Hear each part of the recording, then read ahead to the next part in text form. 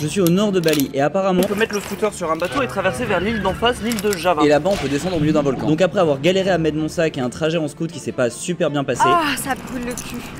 Ouais. On est arrivé au port. Ok, apparemment tu peux acheter les tickets de ferry dans ces petites cabanes, on a choisi celle-là. On a demandé à deux autres et c'était un peu la seule qui parlait anglais et du coup elle nous a eu. Je pense qu'elle a dit un prix assez honnête parce qu'elle a dit 38 000, ce qui fait pas beaucoup non plus pour deux personnes et le scooter, donc je pense que c'est un prix honnête à mon avis, elle a pas essayé de nous arnaquer.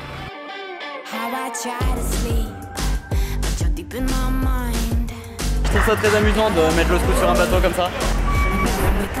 Voyage au cœur de l'Indonésie. Après avoir écueillé tous les cafés de blogueuses, nous partons maintenant sur un itinéraire plus route. Avec un bateau moins fancy, la Boat et compagnie, c'est terminé, c'était la belle époque. Oh là là, regarde. On a un snack, une télé, des toilettes, là il y a une boutique, et là il y a un masseur. Bon après, se faire masser au fond de ce bateau, il faut avoir envie, mais c'est possible. Bon mais de toute façon on a rien acheté dans les boutiques. Parce que je suis venu avec mon propre matériel, de la Doritos locale.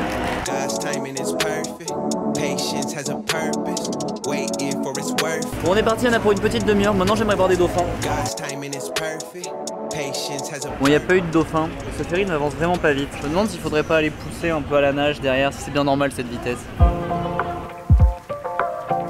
est arrivé, Java. Maintenant je sais pas si on peut sortir en premier parce qu'on a un scoot aussi, il faut attendre que toutes les voitures sortent.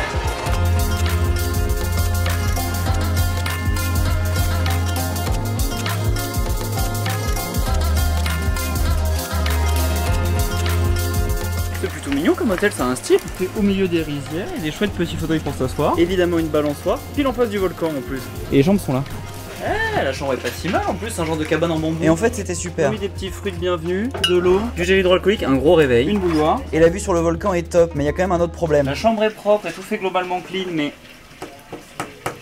j'ai un gros doute sur les bêtes là. Bon mais avant de dormir au milieu des geckos et des araignées, on a profité du mignon jardin de l'hôtel. Et bon ça coûtait pas cher, hein, 60 centimes, mais c'est pas non plus le plat le plus fun quoi.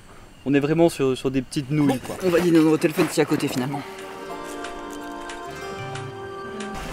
Oui voilà, beaucoup plus. Bon après là je sais pas si le plat va pas être à 50 balles parce que c'est un petit peu fancy. Ah bah non, les plats sont à 3,50 €. Vraiment c'est la joie l'Indonésie. Bon, il faut voir à quoi ça ressemble. Bon et après une noix de coco, quelques frites et des nouilles qui avaient une bien meilleure tête. Voilà, bien meilleur, rien à voir.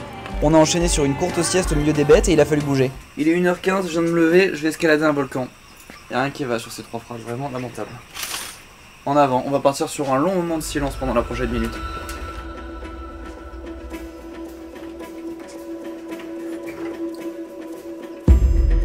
Oh, en plus il fait super froid. Bien, on est arrivé en bas, à partir de là il faut trekker. Je passais un petit chèche à la cape de pluie, il fait ultra froid et on nous a harcelé pour acheter des masques à gaz et des tickets. En même temps là on y va, on n'a pas de tickets. On a essayé de se faufiler dans un groupe d'asiatiques, c'est pas passé, ils vendent des tickets. En réalité il y a un guichet qui vend des tickets juste devant l'entrée. L'entrée coûte 6 €. Du coup avec nos tickets on a pu commencer à marcher après un accueil pas rassurant du tout. Thank you very much, be careful and good luck. D'ailleurs les gens étaient vachement équipés et avaient des lampes frontales. Ça permet de voir le sol, c'est pas mal. Et en plus après être arrivé au sommet il a fallu descendre dans le volcan. La descente est plutôt plus marrante parce que c'est sur des gros rochers qui glissent donc ça rajoute un peu de suspense, il risque de se casser la gueule. Bien, nous voilà en bas de ce volcan. Il y a du feu bleu. C'est ça le truc impressionnant. Il y a aussi des mineurs en train de transporter du soufre sur un bateau. Mais on va attendre qu'il fasse jour pour les montrer. En attendant, je vais mettre ça pour faire un petit peu plus local. Et puis ça donne un peu un style, genre je suis pas un touriste qui a pas du tout la tenue adaptée. Allez.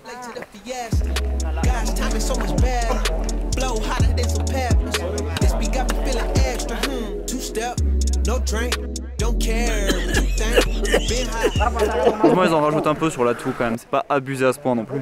Après en vrai j'ai vu plein de vidéos de mecs qui font genre que c'est un truc de l'extrême de venir là alors qu'en fait ça se fait hein. C'est vraiment genre 2 heures de petite marche, c'est pas non plus hyper dur. Et je suis nul en randonnée, j'en ai jamais fait, j'aime pas ça, ça me gonfle au bout de 20 minutes. Mais bon là c'est un peu marrant parce qu'il y a un côté monter la montagne comme une chèvre. Mais c'est pour les mineurs que c'est extrêmement dur, ils doivent porter ça sur une seule épaule comme ça et ils remontent la montagne. Et ils gagnent 5 centimes par kilo en plus de sulfure, ça sert à faire les allumettes.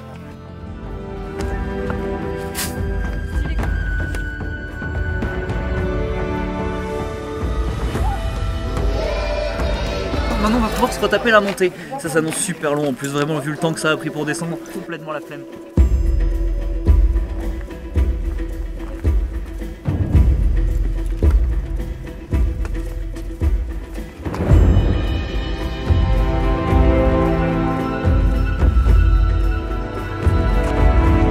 En vrai cette montée est très amusante. Déjà il y a des gros rochers, il y a un peu de fumée. Non c'est pas mal. plutôt sympa. Après bon, évidemment, il y aurait un genre de télésiège. Ça ferait tout aussi bien l'affaire, mais ça reste marrant. En plus, en vrai, c'est beaucoup plus facile de monter que de descendre. Déjà parce qu'il fait jour et ensuite ça glisse pas. Enfin, on voit quand ça glisse quoi, donc c'est moins dangereux.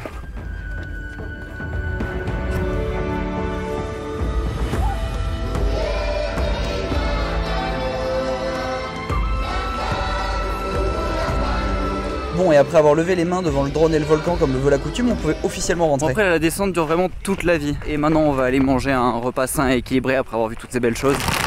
On va comparer sur des chips.